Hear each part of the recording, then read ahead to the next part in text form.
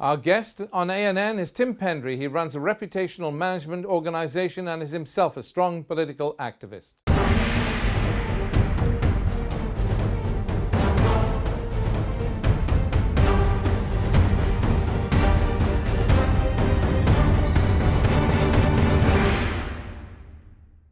Welcome to the English Hour on ANN Satellite Television. Our guest this week is Tim Pendry. Tim heads up an international reputational management organization, TPPR. And Tim has a background in international relations and in politics. It's a privilege to have him with us. We will be talking today about the issue of whether religion itself is a force for good or evil in today's world. We'll be talking about politics in the West and whether politics is moving to the right. And we'll be talking about immigration, that old chestnut, and how we deal with the immigration issue here in the West, whether integrationalism is better than multiculturalism. Tim, it's really great to have you with us here today. We'll be talking about these issues, these key issues, but before we do, we'll just go to a short video. Well, it's a simple issue of principle. It's a simple issue of principle. The degree to which politics is moving to the right depends on definitions of the right. The liberal centre is becoming the new right, responding to globalization with a rigid view of the Enlightenment that is exclusive of the opinions of others. Even centre-left political parties, like the Labour Party in Britain, are starting to appear more right in order to garner more votes. Is religion a force for good or evil in today's world? With headlines covering fanaticism, fundamentalism, superstition, and ignorance, religion is getting a bad press these days. And much of the conflict in the world, from the Middle East to Nigeria and Myanmar, is blamed on religion. But how are things from a different perspective? Some defenders of religion claim Adolf Hitler was an atheist. Communism under Joseph Stalin, Pol Pot, and Mao Zedong banned religion. However, religion and the practice of religion is often an extension of an individual's personality and their existing thoughts and beliefs and their characteristics. Religion offers many people a framework and a moral compass. They navigate through the guidelines that their religion offers them, and only thus do they come to their own conclusions on their own way of living. What makes for a fair policy in regard to immigration and in regard to the issue of multiculturalism versus integrationalism? The issue is again too much interpreted in terms of black and white. And this cultural problem is still fundamentally an economic issue. The problem with immigration into the West was that it was encouraged as an economic and ideological option without pre-investing in the necessary infrastructures to support it. The 2008 crash was always inevitable, and now the strains are starting to show.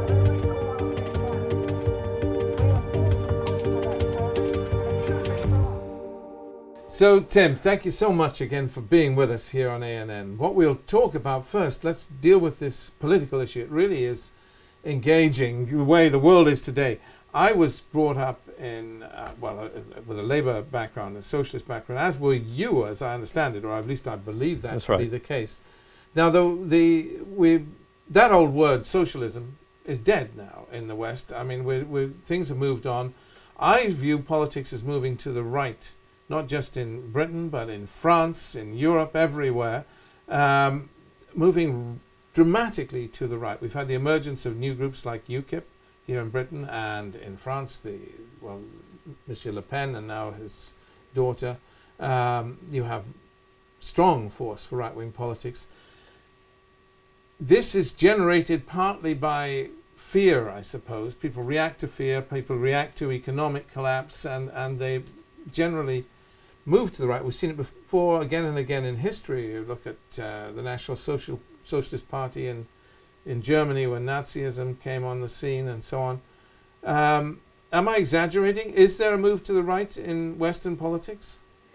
Well, I'm not sure for a start that socialism's dead, but I think we can come back to that later. I think you're right that we're seeing something happening, certainly in the West, which seems to send a signal of a new right. But we have to ask the question, which right? Because in fact there are three competing rights at least. One of them is the one that I think you're most worried about, which is the populist right, which is what we see in different national forms, ranging from UKIP, which in fact is libertarian more than it is far right in the sense we'd know from Europe. We have the National Front in France, which is the type of the populist. And we have fascistic groups, basically fascists in places like Ukraine. But there are two other rights to bear in mind, and I think we shouldn't neglect them. One is the mainstream centre right, which is desperately trying to hold on to things because its base is the one that's being ripped apart. As UKIP frightens the Tories, so the German Christian Democrats are frightened by the emergence of anti-immigrant groups in their country. But it's the third one that is being neglected, and I think the Charlie Hebdo business, which happened recently, has shown how it might grow. And this is one that adopts the same identity politics as, say, Islamism might, or a strong Confucianism. It would be a cultural move to create an identity for Europe that is built around certain abstract principles. Now, you would normally think that that would be of the left because it would link to the Enlightenment. But when you analyse it, it's actually of the right because it is against things. And this is what I think we've seen in recent weeks in France, and we're seeing in other parts of the West. The emergence of something that is apparently secularist, apparently liberal, but actually very aggressive against minority groups, including potentially aggressive against the values of people like Muslims. And you distinguish between that and say political parties like the Conservative Party in Britain. You'd see there was a cultural force at work that is not populist and not mainstream political. Well, what I'm saying is that all three rights are facets of the same broad thing, which is a nervousness and anxiety about identity.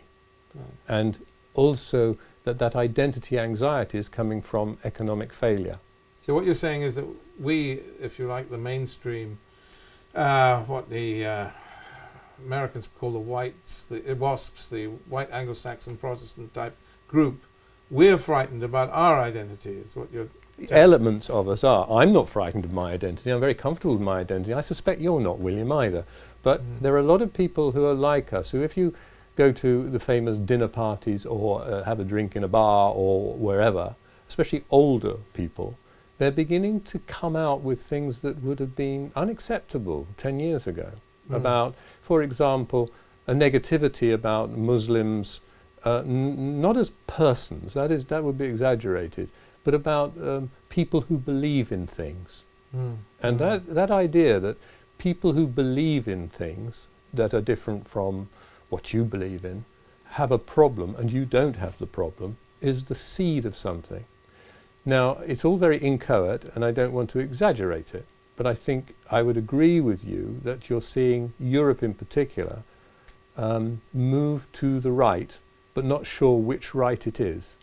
And that the left has a problem, and we can get on to socialism later, because the social democratic consensus has become sclerotic.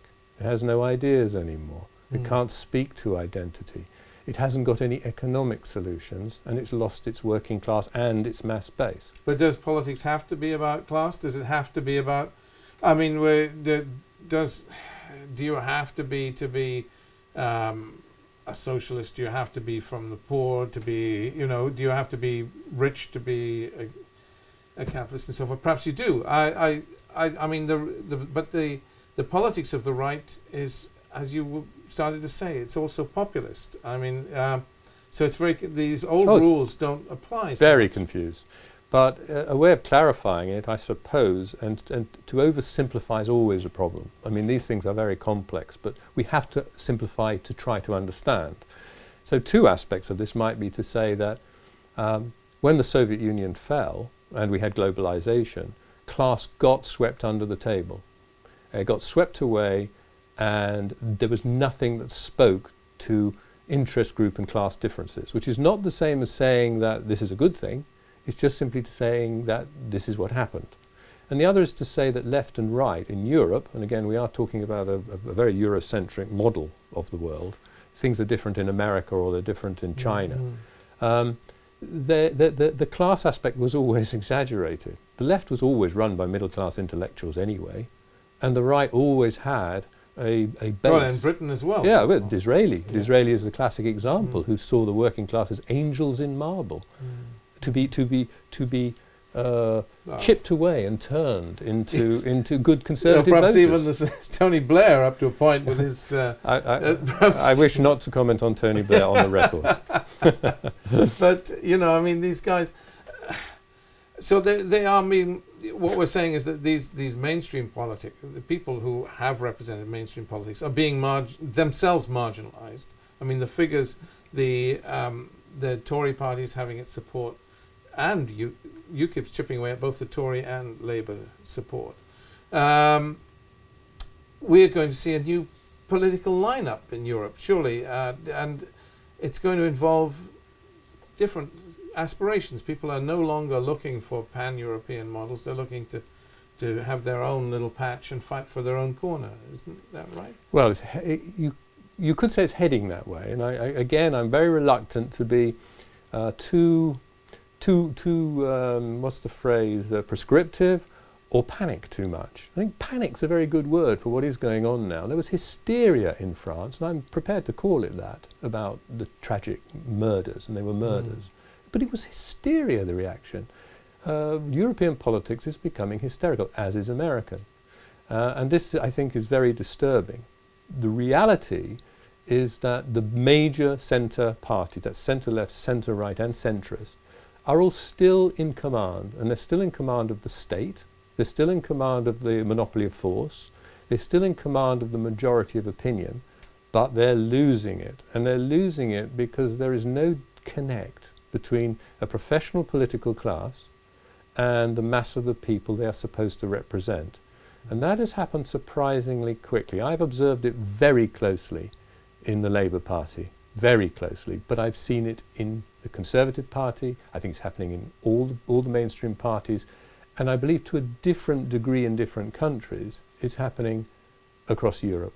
Even in the United States, I just point out one disturbing aspect of the case, and that is the hysterical attempt to get President Obama into office by using internet and hope and aspiration succeeded. But all those people who had more expectations than they received have ended up depressed and possibly not voting for him this time round, or his successor, I should say. I think we're seeing another case. The Liberal Party went out there and it did something I thought was very, very good at the time. It went to the students, engaged them, and made them promises on tuition fees. Yes. Then within days of office, in order to get office, it betrayed an entire class. Yes, it was staggering betrayal for which they will pay. Oh, they will pay, and they are going to give a political opinion, which I try not to, and say, and so they should. Yes. And the reason they should is not because the policy was right or wrong, but in a democracy, they made not just a little promise, but a generalized promise to the young.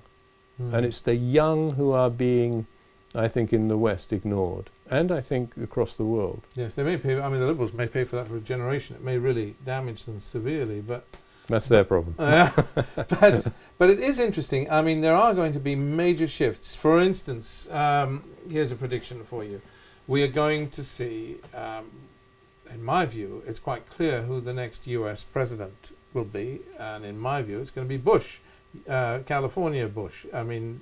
Not California, sorry, Florida Bush, Jeb Bush.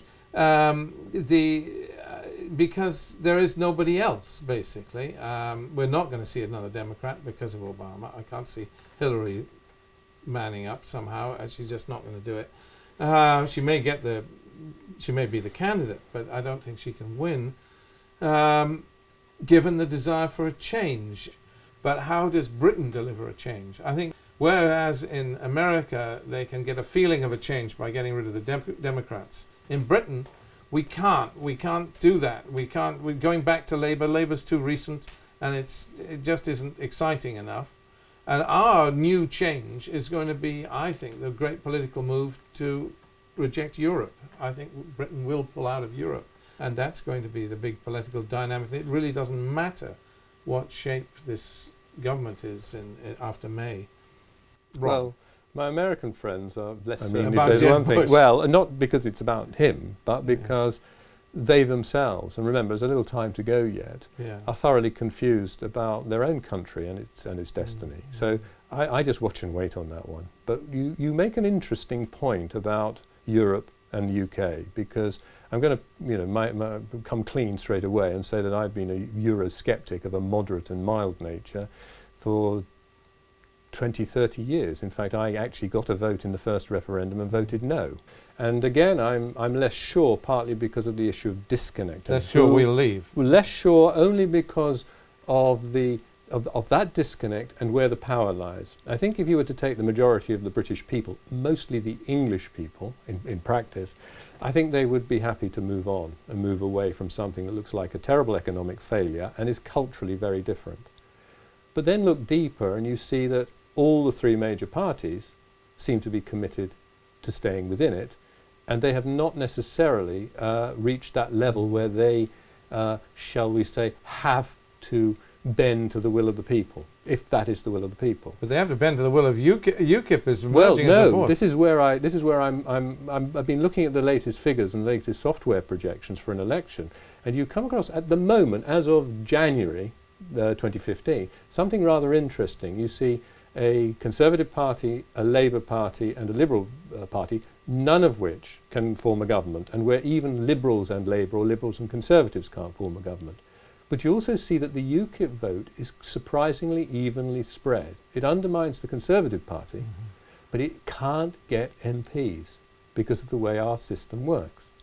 The ones who will get the MPs, it would appear, and again, I'm speculating here, and this has to be understood on the basis of current figures, and I am speculating, and this could change very quickly, is that you might find yourself with a block of small nationalists, that is a substantial SNP, Plaid Cymru, and other small groupings, or possibly the Greens, who would in some way say, well, you can have a government, but only on our sufferance.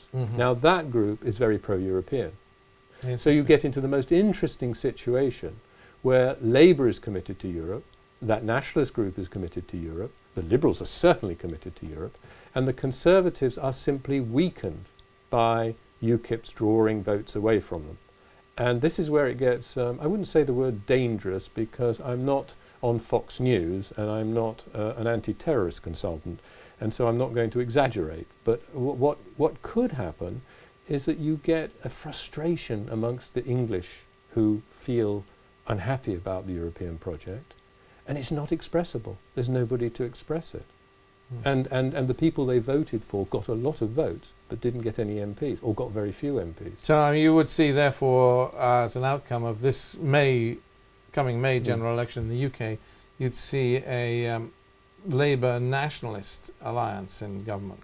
I have no idea, and I don't think anybody has any idea. I don't think the politicians themselves, if you listen to somebody like Harriet Harman or whoever, being very careful not to speculate on very specific outcomes. And of course the Liberals are very clear, we could work with either side but not with UKIP.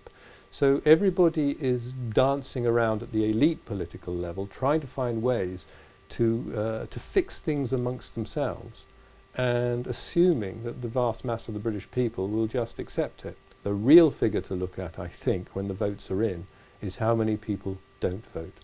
Because that increases year on year. But in the end of the day, it doesn't matter. We are going to have a government that is going to be presumably muddled, is not going to have clear policies, because it will be drawn from various interest groups, and it won't have a clear focus.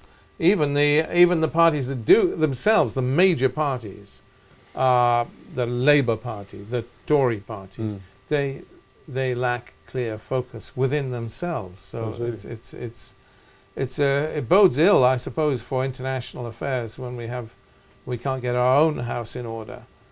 You touched on this rise in a kind of secularism that you regarded as, in Europe as a whole, this emergence of a secular politics. There was one of your factors when you were talking about the right. Religion and secularism, I mean, we've seen what's gone on in Paris, but it's more than that. Because it's just one in a series, maybe one of the more awful things that's happened terrible. in recent times. But it's nonetheless, it's one in a series of violent actions that we've seen since 9/11. Some might argue of our own making, but there's an underlying problem, which is religion. In my view, religious extremism, and we get religious extremism in America, we get it all over the world, in Israel, and we certainly get it in the Arab world, and we get it now in Europe with our minority groups, particularly the Muslim minority group, it would seem. My question, and I really wonder about this, is religion a force for evil today in the world? Is it ceased to be a force for good? Is it now really negative? Well, I come from the position of having historically advised a lot of faith groups, and yet being an atheist existentialist myself, I'm very happy to say that. And the reason I think I was invited to advise them was precisely because I didn't belong to them, and I could give them honest, straight, pragmatic advice. And I've come to the conclusion that an awful lot of what we're seeing is, I used this word earlier and I'll use it again, hysteria, because you have to get down to the personality types involved. And what we have is a world where at least half the population at any one time does need to believe in something. They need to believe in something, it's their identity. And it's a fundamental principle that they have that right to believe in what they want to believe. Even if everybody else thinks it's absurd, it isn't absurd to them. Then crossing that barrier, and you see this in the figures on, say, Catholicism in America, you have a liberal authoritarian divide. So an individual Catholic in America might be very authoritarian, very fundamentalist in their terms, maybe a member of Opus Dei or something. Perfectly decent people, but with very strong authoritarian principles. Sure. But they're just as likely to be a liberal as a Quaker. And this divide, these quadrants, if you like, authoritarian, liberal, believer, not believer, should all be living in some kind of harmony on the basis of a strong secular state. And again, if we're going to talk about the region... But the religion itself, isn't it? I mean, religion itself is part of the problem, therefore. The religion is not... I mean, we have no proper religious leadership. I know the Pope is beginning to get his act together, but barely, by the skin of his teeth.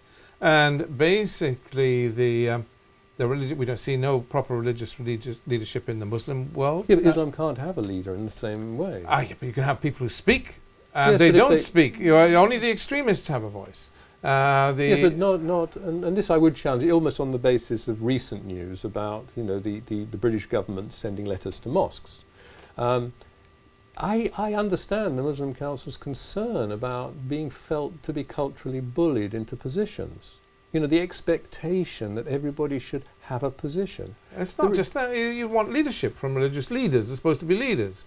I mean, the Muslim Council of Britain are frightened, scared little rabbits who won't speak out on the major issues of today. The same applies to the churches. I mean, the churches are not speaking out. We have weak religious leadership, weak political leadership, and chaos reigns. And religion is certainly not... But if the religious leaders speak out... And I concede that there are issues there. There are issues about who should be speaking out and how they should be speaking out. But I have to say, I would feel concerned about the degree to which religion increases its participation in politics. But it is a wall of silence. Yes, not possibly, only the extremists are speaking. Possibly, but the danger is the destruction of secularism. Not only because religious leaders start challenging their own other halves, if you like, instead of dealing with those other halves in terms of the law, with a big L, that is, the crimes that they do rather than the beliefs they hold. And we're falling into that trap already. Instead of looking at what people do, we're beginning to look at what people think. Even though we can't actually read their minds, we're reading their words and we're beginning to say, these people are extremists, not necessarily, and carving them up into territories. The idea that one half of each religious group can turn on the other half to discipline them in the cause of everybody else is, I think, a little dangerous because of where it may lead. Now, there's another aspect to it, and this is the other danger, and the one I'm more concerned about, and that is, as somebody who's a natural liberal secularist, is that the increasing use of religion in political context means that they accrue more power. And even if moderate, the religious people, even if moderate religious people accrue more power, they're accruing more power over and against the secular state or the secular arrangements. Now, but that has been the issue. I mean, Tony Blair brought us multiculturalism, empowered religious fanaticism in the United Kingdom because he decided we were going to have segregated schooling. We were going to go for this kind of approach. I mean, which basically turned the Muslim community and ghettoized the Muslim community. No, I agree with you. I agree with you. But we're talking about something again that's slightly different. And if I can explain, I can explain what I mean, because that was the time in the Labour Party where I was active, and one of the struggles within it, I think we can fairly put it as a struggle for its soul on the basis of those who started to see politics as the building of coalitions, American style, between identity groups, and those people who still had a socialist vision but wanted to democratize it and liberalize it and modernize it.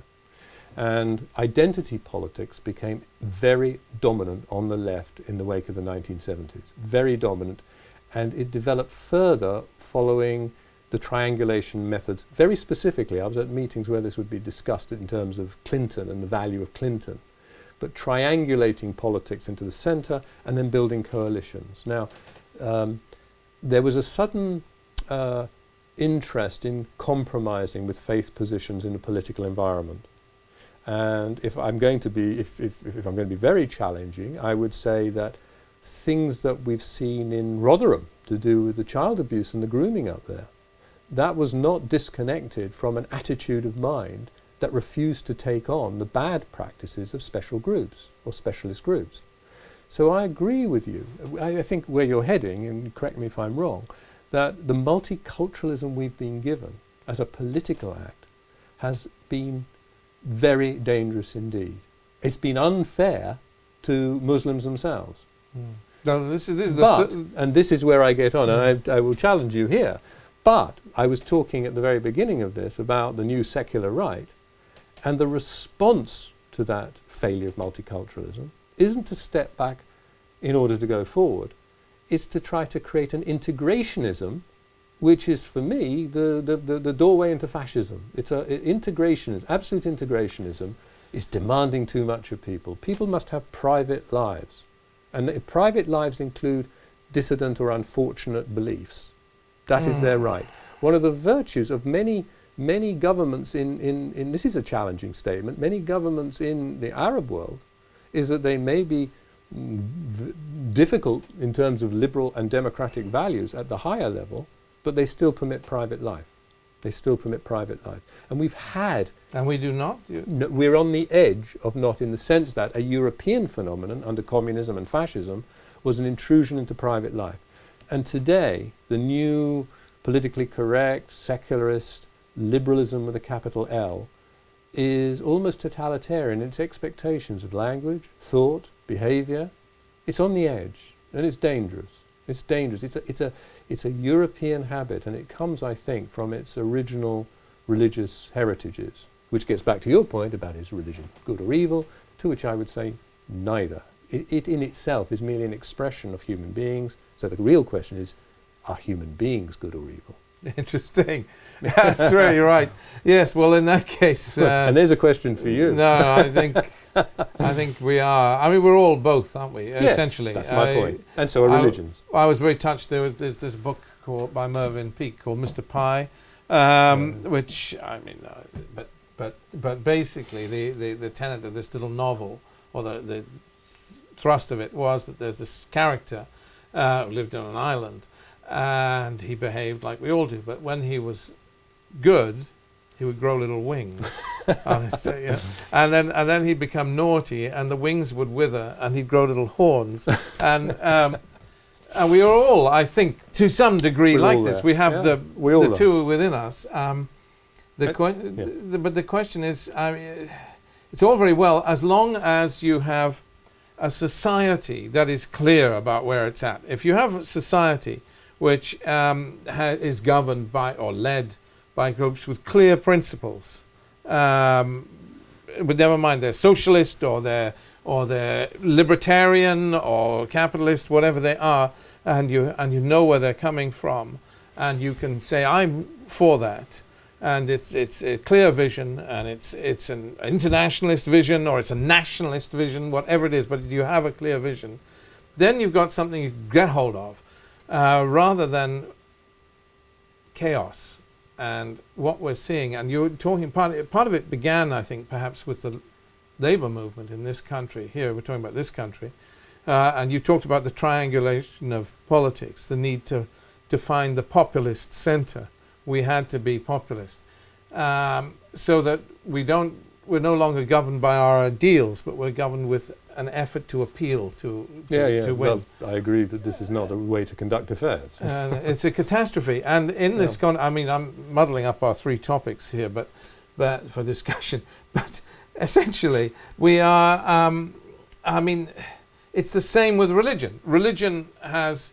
I would maintain religion it's fine for us to be secular or religious individually, but at the end of the day, we want a clear picture of a nation which is Christian, or a nation which has some Christian leadership, or it's secular, as France was supposed to be, and America was supposed to be. They have this secular ideal for the state. But we've got so muddled. We don't know what we're doing. But can you hear in your own description of the necessity for principles, the potential for fascism light, even though you are the exact opposite of that? I know that personally. But I can see the potential, and it's a reaction too, because we've moved on. We cannot go back. Always we try to go back. Always is either a golden age or we got it wrong, we can improve it. We are where we are.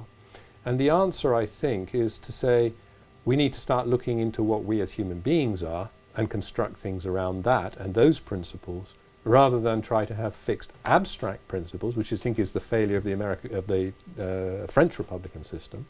The French Republican system has got itself into a hysterical pickle, partly because it has such rigid abstract principles and fetishizes them. We even fetishize, this is challenging, we fetishize even democracy without actually questioning the degree to which we are, in fact, democratic. Well, we have a kind of elected dictatorship here, exactly. don't we? Yes, and it works because you can get rid of them every 5 years, and many people in other parts of the world cannot do that. So that is an improvement. But let us be under no illusions. Let us be under no illusions. You know, the people who are the professional politicians here are people who have decided to capture the state. The state is immensely powerful here and actually surprisingly little control over it. And it decides what to do. It decides where to go to war. It decides when to make peace. It decides how the economy is to be run. It decides this, it decides that. And we can influence, but we're like petitioners, even today, at the Crown. So we're not that much better than many other parts of the world. And yet we wander around the world saying we are. Oh, no, I outrageous. Yes, I wouldn't say we need to look at ourselves. But that's exactly the problem, because we are, in some ways, getting into a state of chaos. Let me come back to this last issue. Chaos can be creative, of course. Oh, I don't know. this last. I mean, we can talk about everything, but this last thread to the conversation, because we haven't really got your take on it. You described the French system as a flawed system. But in a way, we have two models in the world, and whether we're talking about subgroups or immigration, whatever we're talking about, there is the Franco-American model, which is integrationalist. It's a subject I've talked too many times about on this program, but it's something that bothers me. The Franco-American model of integrationalism, where you go for, and maybe you do it with a sledgehammer if you're French, or you do it with economic pressure if you're American, but nonetheless, well, not merely economic, but America had busing, for goodness sake, to stop the segregation of schools. Here in Britain, we deliberately segregate schools almost. I mean, anyhow, so the point is that there are two very different models: multiculturalism, integrationalism. America crusaded for integrationalism, has done so, and indeed France banning the burqa or whatever. I mean, France, in its rather different way, has pushed integrationalism. In some senses, successfully. I know that they are the victims of terrorism, but if you look at the volunteers over in Syria, going over in their droves to volunteer, they may be coming from Libya, they may be coming from Britain, they may be coming from Australia.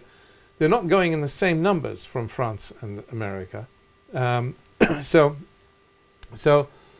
you could argue that integrationism has in some degree been successful in those countries. I know they have huge racial tensions and huge religious tensions within them.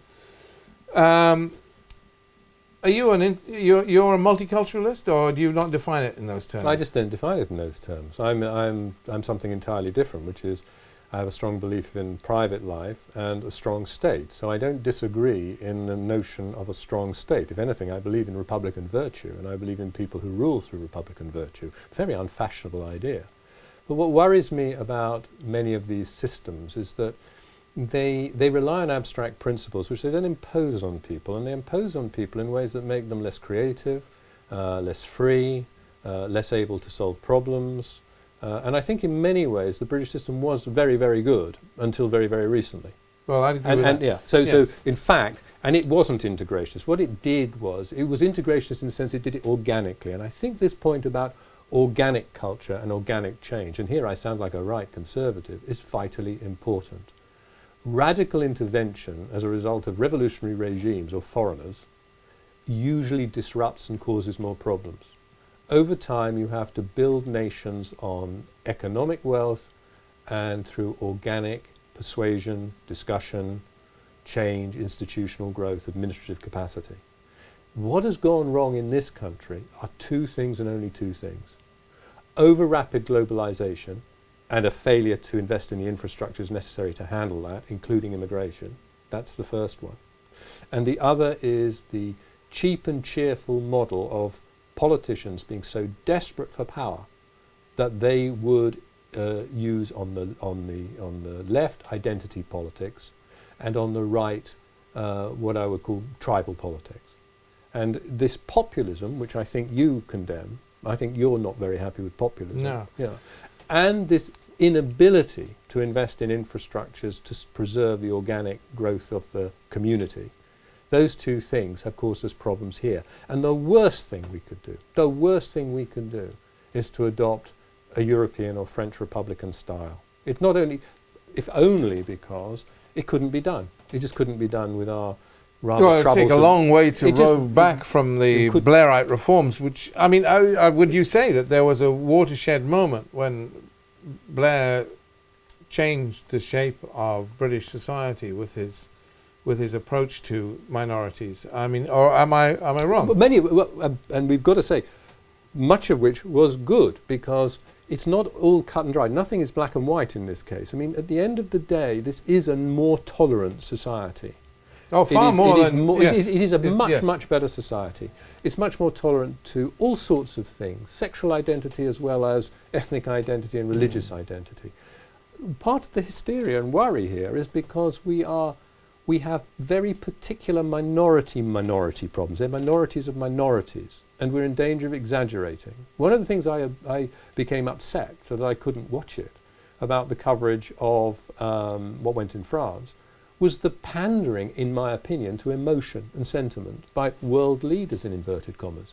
It reminded me of the Diana incident here, the Diana funeral, where I found myself in rooms full of grizzling people who had never met her, and they were doing action replays of her funeral like a football match.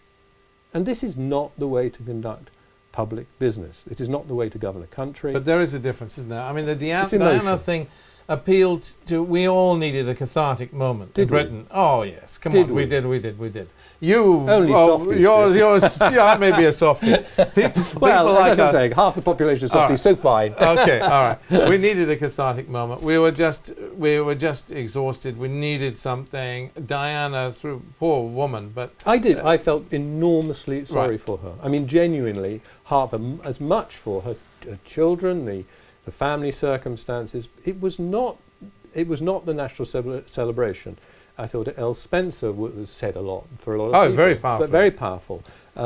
Yes. And Tony Blair was very brilliant as a politician. At that time, the way he was. managed it. You know, Yes. all that's fine. I'm talking about where it goes over a line, where it moves from a genuine commemoration. I would refer you back to Churchill's funeral. Sure. Okay, you know, which was a magnificent state event. I'm not sure the Middle East listeners will understand, but yeah, it was. No, they will. For the sake of that, the older generation will know. Yeah, but Churchill's funeral was a major national event, yes. or the Queen's coronation. Okay, these sorts of events are increasing in numbers, where something happens that is tragic or horrible, and instead of sitting down and analysing and thinking about it as well as feeling it at the time.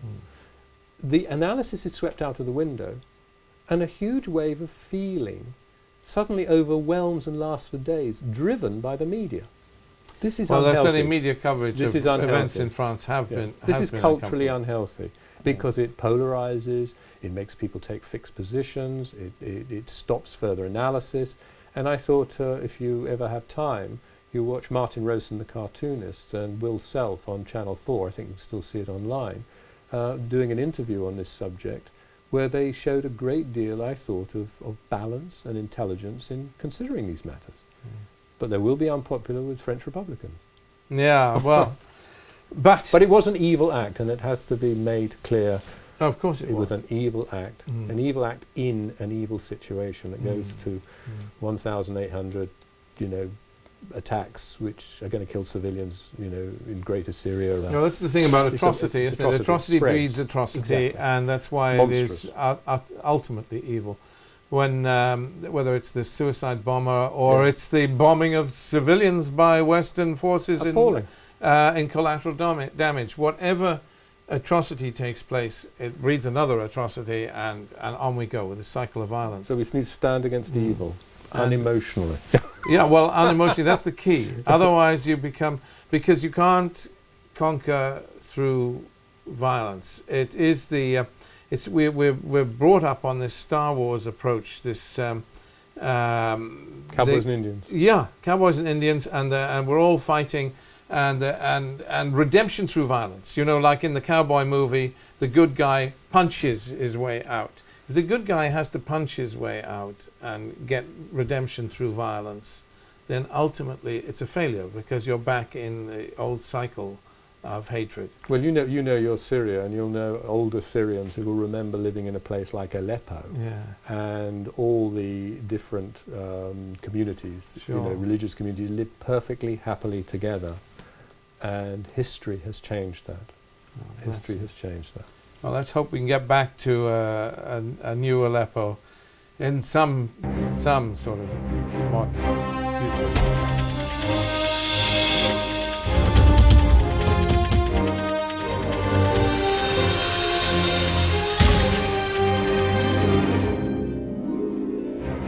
So, Tim, your book, where everybody gets a choice of books, it reminds me of the old British program Desert Island Discs, where you used to have a book selection at the end, and we've rather thrown you in the deep end with this, and you've come up with a book, Engage the Enemy More Closely, by Corelli Barnett. Is that right? Yes, that's right. And it's not like the best book I've ever read, or the book I would choose if I was on a desert island, but it's the last good book I read, and I just thought that it had a couple of lessons in it that might be interesting to us to talk about now. Really? Well, it's about the Second World War. Yeah. It's about the British Navy in the Second World War. Engage the Enemy More Closely by Corelli Barnett. Why lessons for now? Well, I think there were two reasons why the book is very interesting to read. I should warn that it's very detailed in places, with ship tonnage and which ship was going down which channel on which day. But it's also a very good read about some of the major incidents that the British Navy was involved in. If you really want to know about things like Dunkirk or the invasion of Europe, But underlying it are two other themes. One is a very old theme of Corelli Barnett's, which is about the decline of Britain and the British Empire. And the other, which is equally interesting, is observing at close quarters, but from one angle, that moment when the British Empire got displaced by the American Empire. And that's why the book is so intriguing. It's very interesting that in pure organisational terms, and for practical reasons, the North Atlantic British Navy, Royal Navy, was working as closely as it could with the American equivalents, simply because they had to win the Battle of the Atlantic. And it set a pattern which has developed ever since of the close working cooperation of the two military systems, which has led to what we have today in the so-called Big Five.